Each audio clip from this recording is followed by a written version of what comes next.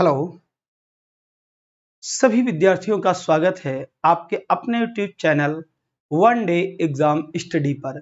मेरे प्यारे साथियों, इस प्यारी सी शाम की आप सभी को प्यारी प्यारी नमस्कार। जय श्री राधे कृष्णा। दोस्तों, जैसा कि आपको पता है, प्रत्येक शाम हम लोग 5 बजे मैथ्स का टेट और सुपर टेट के लिए कंप्लीट टेस्ट पेपर लेके आते हैं। इसमें ऑल चैप्टर्स होते हैं जो भी आपके मैथ्स में हैं, ठीक है। तो उसी क्रम में आज हम लोग एक नए टेस्ट पेपर के साथ आइए दोस्तों शुरुआत करते हैं क्लास की। दोस्तों, आज का पहला प्रश्न है, बहुत ध्यान से बात को सुनेंगे और समझेंगे। आज का हमारा पहला क्वेश्चन है, कह रहा है रहीम की ऊंचाई करीम की ऊंचाई से 50% कम थी। आप अगर 2020 का यूपी टेट चेक करेंगे तो बच्चे 5 क्वेश्चन पूछे गए थे 30 में से, ठीक है ना, परसेंटेज से। कह रहा रहीम की ऊंचाई करीम की ऊंचाई से 50%। साथियों, सबसे पहले भिन्न में बदल लो। क्या लिखा है? 50% कितना होता है? 1/2। अब वो क्या कह रहा है? 50% कम है, यानी कि दोस्तों 2 से 1 कम है, तो रह कितनी गई भैया? 1। कह रहा कितने परसेंट अधिक है? तो अगर इसके पास 1 है, इसके पास कितनी? 2 है, तो 1 ही तो अधिक है। तो बच्चे 1/1 कितना होता है? 100%। कितना होता है दोस्तों? 100%। तो उम्मीद है बात समझ में आई होगी। सबसे पहले हम प्रतिशत को भिन्न में बदलते हैं, ठीक है ना। अब बढ़े बढ़ाओ घटे घटाओ, अंश कभी नहीं बदलता। 2 पर 1 क्या हो रहा है दोस्तों?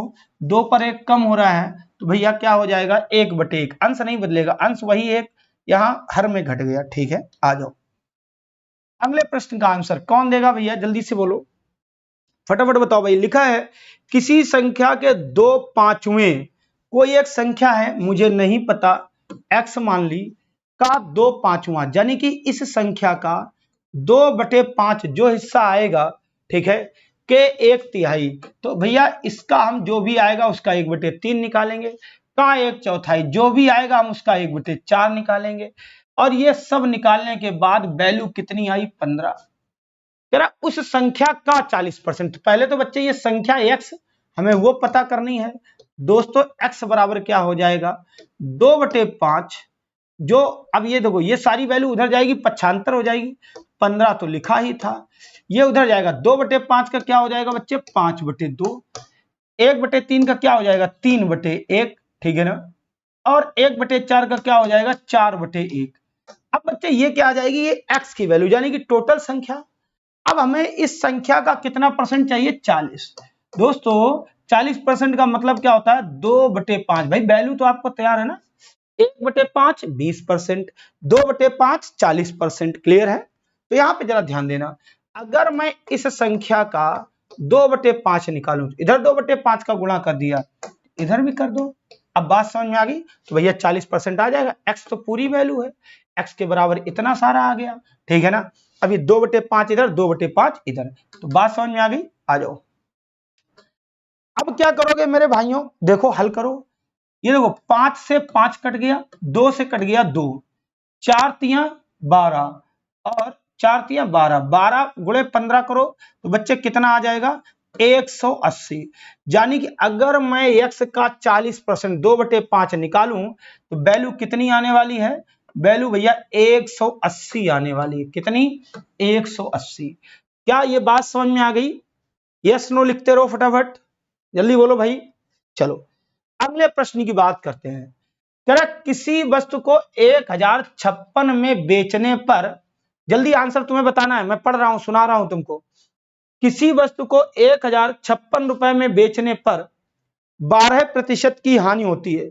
उस वस्तु को कितने रुपए में बेचा जाए जिससे कि 15% लाभ हो? अब देखना दोस्तों बहुत ध्यान से, कह रहा प्रतिशत में हानि होती है। हानि कब? जब वैल्यू क्रय मूल्य से नीचे। क्रय मूल्य कितना? 100। अगर दोस्तों मैं इस वस्तु को 1056 में बेच दूं तो भैया हमको 100% क्रय मूल्य से 100% से 12% कम मिलता होगा। हानि है ना, कम मिलता होगा। तो मेरे बच्चे कितना मिलता होगा? 100 से 12 चला गया 88। ये प्रतिशत में है, ये रुपया में है। 88% की वैल्यू 1056 हो गई। कह रहा तुमको 15% लाभ चाहिए। दोस्तों लाभ का जब वैल्यू क्रय मूल्य से ऊपर चली जाए, 88 से भाग देने पर 1% आएगा, तुमको चाहिए 115। 115 कैसे हो गया? 100% क्रय मूल्य, 15% का लाभ, तो टोटल कितने में बिकेगा? 115 में। बोलो बात समझ में आई या नहीं आई? 11 8 88, 11 नेम 99, 6 बच गया, 11 छके 66, 8 एकम 8, 1 बच गया, 8 दूनी 16, भैया 12 गुणे 115 कर दो, 12 पंचे 60, 6 आ गया, 12 एकम 12, 6 18, 1 आ गया, 12 एकम 12, 1 13, तो कितने में बिकेगा मेरे भाई? 1380 में। कितने में बिकेगा? 1380 में। बोलो बात समझ में आ गई या नहीं आ गई? जल्दी करो, नोट करो, फटाफट फटाफट नोट करो। अगला क्वेश्चन का आंसर कौन बताने वाला है? बहुत सरल है।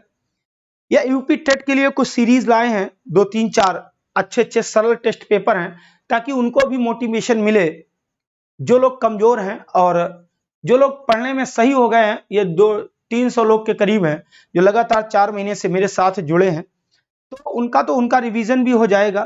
कह रहा किसी वस्तु का 25% लाभ और 20% लाभ पर विक्रय मूल्य में 10 रुपए का अंतर। देखो अगर तुम 25% लाभ लोगे तो कुछ वैल्यू मिलेगी, और 20% लोगे तो कुछ वैल्यू मिलेगी। तो प्रतिशत लाभ में, प्रतिशत में कितना अंतर है? तो भैया 5% का। तो रुपए में कितना अंतर है? देखो वही वैल्यू होनी चाहिए, इधर भी अंतर इधर भी अंतर, ये प्रतिशत में इधर रुपए में। दोस्तों रुपए में कितना अंतर है? 10 का। तो 5% की वैल्यू ही तो 10 रुपया है। तो भैया 5 बराबर 10। तुमको क्या कह रहा है? वस्तु की कीमत है। वस्तु की कीमत मतलब दोस्तों क्रय मूल्य, सीपी। सीपी दोस्तों कितना होता है? 100%। जिसकी वैल्यू दी है उससे दे दो भाग, जिसकी वैल्यू चाहिए उससे कर दो गुणा। क्लियर है? 5 दूनी 10, 100 दूना 200। क्या आप लोगों को ये बात समझ में आ गई? क्या ये बात समझ में आ गई? जल्दी करो भाई, तो स्क्रीनशॉट ले लिया करो फटाक से। आ जाओ। अगले क्वेश्चन का आंसर कौन बताने वाला है? मैंने कई बार बताया, आप प्रॉफिट लॉस वाला चैप्टर उठा के देखो, प्लेलिस्ट में ढूंढो प्रॉफिट लॉस कहां पे है। चलो मेरे भाई, तो क्या क्या लिखा है? 10 रुपए में 12 की दर से पेंसिलें खरीदी। भैया ध्यान से लिख लो भाई, नकल मार लो। 10 रुपए में 12 की दर से हमने पेंसिलें खरीदी हैं। क्लियर है? और देखो ये क्या किया? खरीदा। और क्या किया? देखो 12 रुपए में 10 की दर से बेची जाए। तो भैया 12 रुपए में कितना बेच रहे हो? 12 रुपए में 10 की दर से। 1 रुपए में बी खरीदी, 20 रुपए में ए बेची, लाभ हानि पूछे, बहुत सरल तरीका, क्या करा दो? Cross multiply. देखना प्रॉफिट लॉस वाला, क्रॉस मल्टीप्लाई। 10 दहम 100, ये क्या था? क्रय मूल्य। देखो 100 में खरीदा, 12 12 हम 144, 144 में बेचा। अब बच्चे 100 की चीज कितने में बेच रहे हो? 144 में। तो भैया कितने का लाभ हो रहा है? जल्दी बता दो कितने का लाभ हो रहा है? दोस्तों 44% लाभ होगा। क्या होगा? 44% लाभ। यहां थोड़ा सा ऑप्शन गलत है, ऐसा नहीं कि 44 लिखा, ये भी लिखा होना चाहिए ये हानि है या लाभ है। तो यहां पे क्या लिखोगे? बी पार्ट सही, मगर कब? जब यहां पे लिखोगे लाभ। क्या लिखोगे? लाभ। तो क्या है? बोलो भाई, उम्मीद है बात समझ में आई होगी। थोड़ा सा स्पीड बढ़ाने के लिए हमने कहा कि थोड़ा सा यहां से लेके चलते, जल्दी जल्दी कराते हैं, देखे तुम लोग कितनी जल्दी कर सकते हो। इसका आंसर फटाक से बताओ, मेरे बताने से पहले बताओ। कह रहा है साधारण ब्याज पर दिया गया कोई धन 16 वर्ष में 2 गुना हो जाता है। दिया वाला, तो जो दिया है हमने वो क्या कहलाता है दोस्तों? वो कहलाता है मूलधन। क्या कहलाता है? वो कहलाता है मूलधन। मूलधन हमेशा कितना? 100%। अब क्या कह रहा है? हो जाता है। हो जाता का अर्थ दोस्तों क्या होता है? हो जाता का अर्थ होता है मिश्र धन। तो भैया क्या हो गया यहाँ पे? मिश्र धन। अब कितना हो जाता है? कह रहा है 2 गुना हो जाता है। था कितना? 100, हो कितना गया? 200, था कितना? 100, हो कितना गया? 200, कितना बढ़ गया? 100 था 200 हो गया, कितना बढ़ गया? 100 ही तो बढ़ गया। अब मेरे बच्चे जो बढ़ता है, जल्दी बोलो कमेंट में, जो बढ़ता है वो क्या होता है? वो ब्याज होता है। मूलधन से जितना ज्यादा मिला वो सारा का सारा ब्याज होता है। तो भैया दिया 100, लिया 200, कितना ज्यादा? 100। तो दोस्तों ये क्या है? ब्याज है। बोलो बात क्लियर। अब उसने क्या कहा, बात बताओ, जब मैंने साधारण ब्याज पढ़ाया था तब मैंने तुम्हें क्या सिखाया था कि दर गुणे समय, क्या दर गुणे समय ही तो ब्याज प्रतिशत होता है, ही तो ब्याज प्रतिशत होता है। तो बच्चे 100% ही तो ब्याज है। ये किसकी वैल्यू होगी? ये दर गुणे समय की वैल्यू होगी। अब ये जो 100% ब्याज मिला, ये कितने साल में मिला? 16 साल में। कितने साल में? 16 साल। तो भैया 16 साल में 100, तो एक साल में कितना? एक 16 से दे दो भाग, 16 छंग 96। ठीक है, तो कितना हो जाएगा? 6 सही 1/4। कितना हो जाएगा? 16 से भाग दे दो, 6 सही 1/4। क्या आप लोगों को बात समझ में आ रही है? यस नो करो भाई, क्लियर है? तो आइए दोस्तों अगले प्रश्न की बात करते हैं। इसका आंसर कौन बताने वाला है? इसका आंसर कौन बताने वाला है? लिखा है किसी धनराशि पर 5% वार्षिक की दर से 3 वर्ष और 4 वर्षों के में प्राप्त साधारण ब्याजों में अंतर। 3 साल में लोगे, देखो मूलधन पर हमेशा ब्याज मिलता है, 3 साल में लोगे तो 5 5 5 3 बार, 4 साल में लोगे तो 5 5 5 4 बार। ठीक है, तो भैया 5 या 15 और 5 चौको 20। तो दोस्तों जो अंतर आएगा वो 1 साल का आएगा। अब 1 साल में कितने परसेंट ब्याज है? 5%। तो ब्याज प्रतिशत का अंतर कितना आएगा? 5। तो दोस्तों वैल्यू का कितना अंतर आएगा? 42 रुपया। बोलो बातें समझ में आ रही हैं? मेरे प्यारे भाइयों प्रतिशत में अंतर 5 आ रहा है। देखो 3 साल और 4 साल में, 1 साल ब्याज का अंतर है, 1 साल में 5% मिलता है। देखो लिखा 5% वार्षिक। बच्चे अगर 5% बराबर 42 है, तुमको क्या चाहिए? मूलधन, प्रिंसिपल P 100%। तो भैया जिसकी वैल्यू दी है उससे भाग, जिसकी चाहिए उससे गुणा। तो भैया क्या आ गया?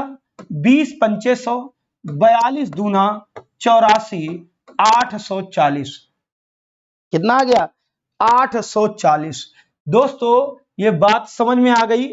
जल्दी बोलो मेरे भाइयों, ये बात समझ में आ गई क्या? चलो भाई अगला देखो। ये क्वेश्चन मैंने कई बार बताया। जब रूट के अंदर, क्यों बार बार बता रहे हैं? ये बहुत आया है। जब रूट के अंदर कोई वैल्यू हो, ठीक है, फिर रूट के अंदर, फिर रूट के अंदर, और आगे डॉट डॉट भी लिखा हो, ठीक है, तब हम क्या करते हैं?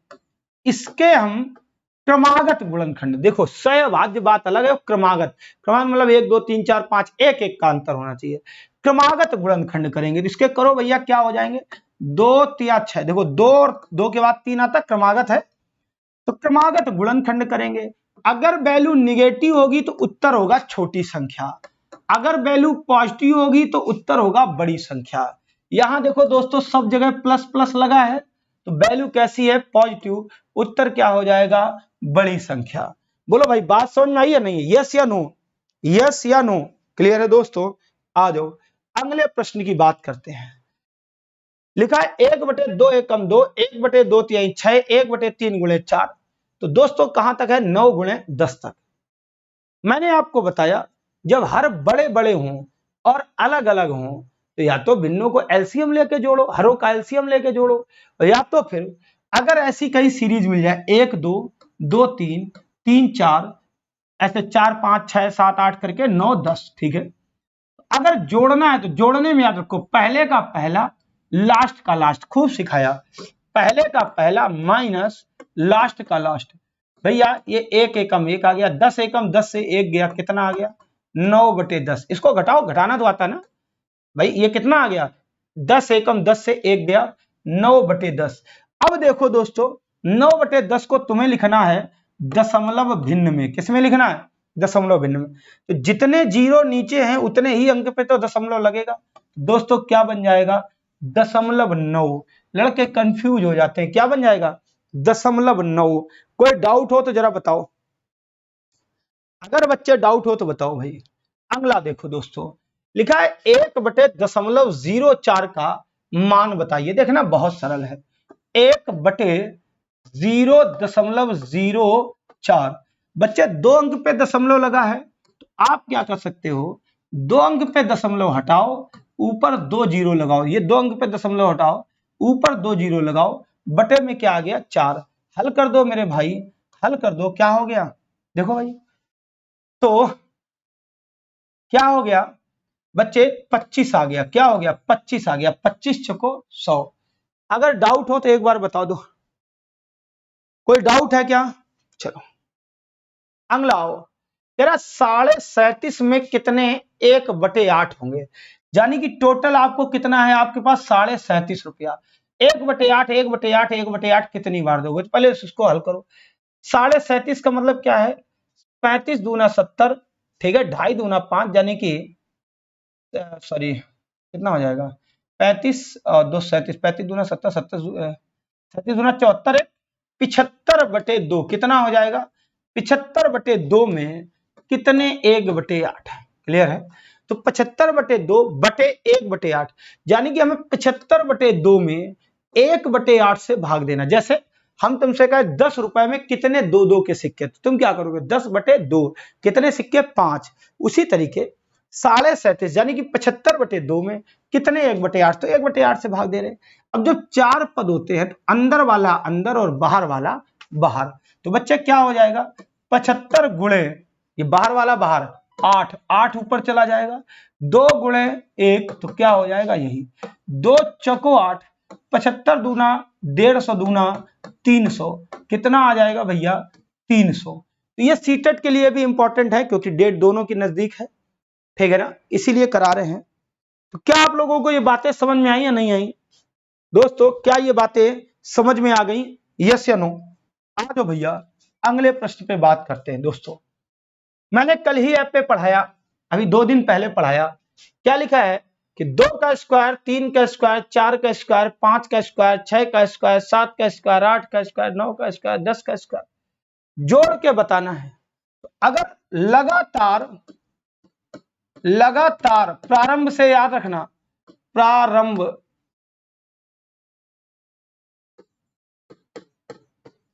प्रारंभ से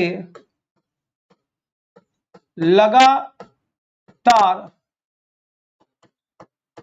प्राप्त संख्याओं का योग पूछा जाए, प्राप्त संख्याओं के वर्गों का, किसका वर्गों का। तब दोस्तों फार्मूला क्या होता है, जितने पद हैं जितने, अब यहां देखो यहां 1 नहीं है तो हम क्या लिखेंगे प्रथम से, तो 1 भी लिख लो, बाद में हटा देंगे, ठीक है। तो जितने पद हैं, अब ये अगर 1 लिखा है तो 10 पद हो जाएंगे पूरे, तो जितने पद हैं वो लिखो, उससे जस्ट आगे वाला लिखो, इन दोनों को फिर जोड़ के लिखो, अब बटे कर दो 6, यही तो कल बताया था 2 दिन पहले। 3 दूनी 6, 2 पंचे 10, ठीक है, 3 सते 21, सॉरी 3 दूनी 6, 3 सते 21, 2 पंचे 10, 11 पचे 55 गुणे 7, तो बच्चा कितना आ गया 385। अब हमने ये एक अपने मन से लिख लिया था, क्यों लिखा था, हमें प्रारंभ से करना था। अब हम वापस 1 का वर्ग कितना होता है 1, वही तो ज्यादा जुड़ा है। आंसर दोस्तों कितना आ जाएगा 384, कितना आ जाएगा 384।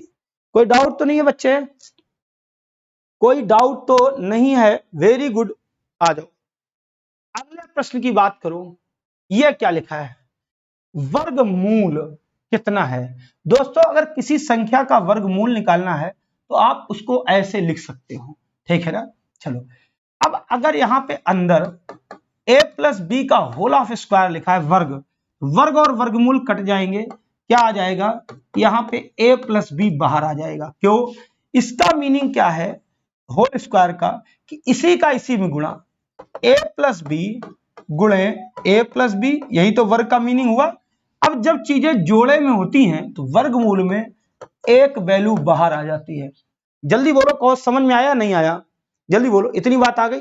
आओ इसको हल करते हैं। वर्गमूल निकालना है तो दोस्तों ये कहीं ना कहीं देखो प्लस है, तो प्लस ये कहीं ना कहीं a प्लस बी के फॉर्मेट में होगी, तो क्या लिखते हैं, फार्मूला क्या होता है, a प्लस बी का होल ऑफ स्क्वायर बराबर A square plus B square plus 2ab, यही तो होता है। हमको हमने प्लस वाला क्यों लिखा, पहले तो ये पहचानो। यहां प्लस लगा था तो यहां क्या लगा है, प्लस। जाहिर सी बात ये होगी। अब इसको कुछ ऐसे टुकड़ों में बांट लो जो ये वैल्यू सेटिस्फाई हो जाए। तो कैसे बांटोगे देखना। अगर मैं इसको ये लिख दूं कि भैया 9 प्लस 4, तो देखो सॉरी 9 प्लस 5, तो बच्चे देखो 14 हुआ या नहीं हुआ, 9 5 14 प्लस 2 2 है, प्लस गुणे 3 गुणे अंडर रूट 5। देखो भैया 9 5 14 प्लस 2 गुणे 3, तो 2 तिहाई 6, तो भैया 14 प्लस 6 रूट 5 लिखा है। क्लियर है। ये मैंने क्या सोच के किया बच्चे, यहां पे 3 प्लस अंडर रूट 5 का होल ऑफ स्क्वायर रहा होगा, ठीक है ना। तो 3 का स्क्वायर 9, रूट 5 का स्क्वायर 5 गुणे 2 गुणे ए गुणे बी। तो दोस्तों ये किसकी वैल्यू आ गई, थ्री प्लस रूट 5 की। अब अगर हमें इसका वर्गमूल निकालना है, किसका, 3 प्लस रूट 5 के होल ऑफ स्क्वायर का वर्गमूल ही तो है, ये तो इसका सोल्यूशन लिखा है। तो बच्चे क्या आ जाएगा, 3 प्लस अंडर रूट 5, क्या आ जाएगा, 3 प्लस अंडर रूट 5। कोई डाउट हो, अगर डाउट हो बच्चे थोड़ा दोबारा देखना, वीडियो आएगा, वीडियो रिवाइंड करके इसको देखना, आएगा पक्का आएगा, ठीक है ना। चलो आ जाओ साथियों, अगला क्वेश्चन। एक्स और वाई एक मशीन को 12 दिनों में बना सकते हैं। कभी भी टाइम एंड वर्क का क्वेश्चन आ जाए वैसे ही डिट्टो कॉपी कर लो।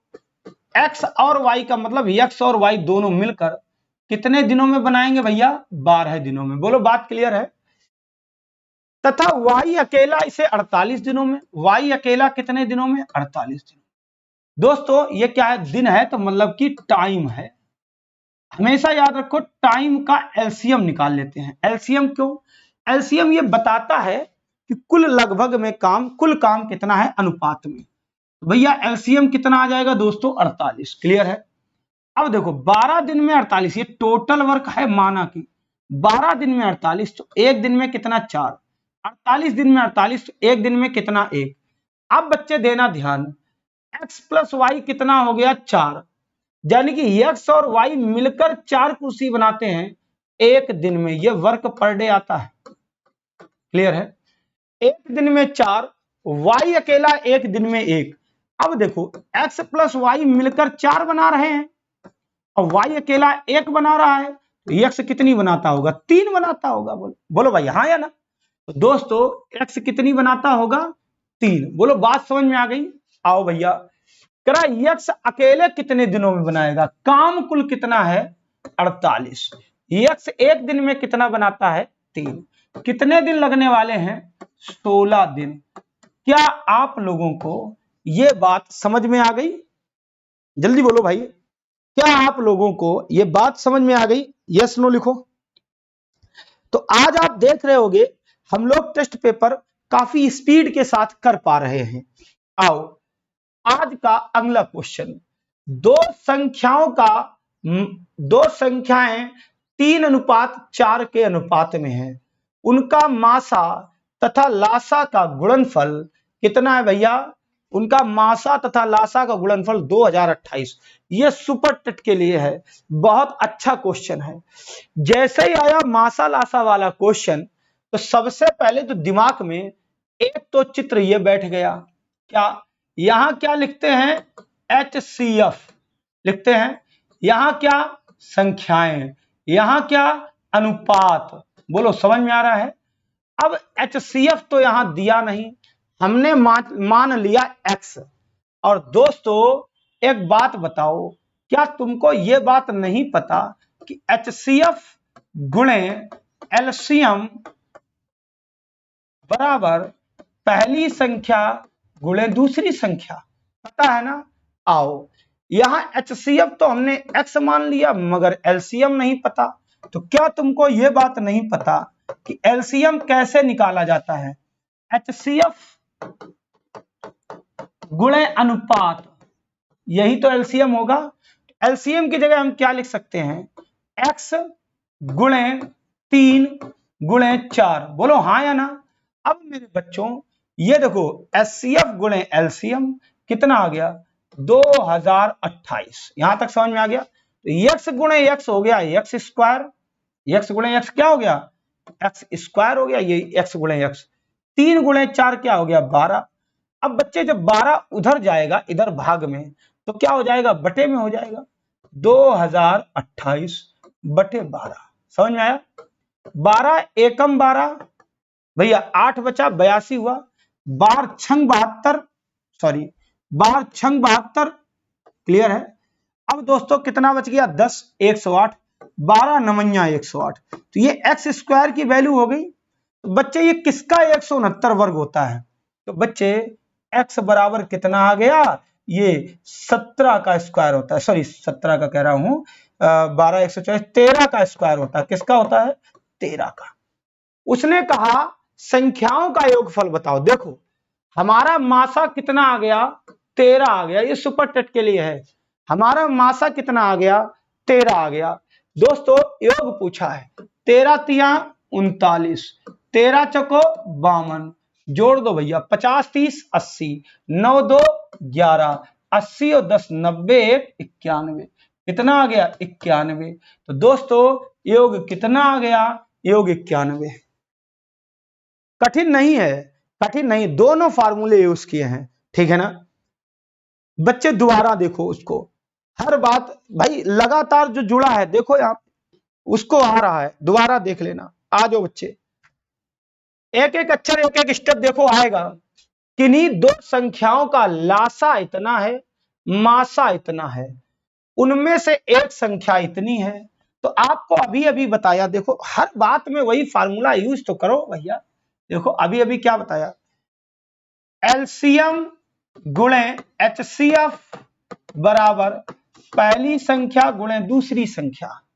तो भाई एलसीएम कितना है 2079 और एचसीएफ कितना है 27 बराबर एक संख्या कितनी है 189, दूसरी पूछी।